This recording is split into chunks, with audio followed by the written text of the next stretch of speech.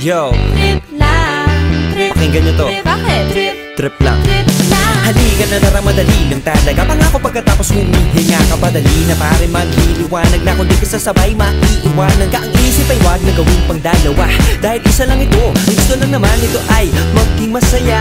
Para di ka mabato ay iwasan mo ang pananatili sa isang lugar. Ibig ko sabihin ay huwag ka papasakop sa takot, wag ka papasakop. Kapag nangate, di ka matito isipin mo. Hinipan sa lahat ng karanasan mo dito sa mundo. Bilang tao, gano'n pa rin hindi nagbago. Pinakamasaya yung di pinlano. Kasi pag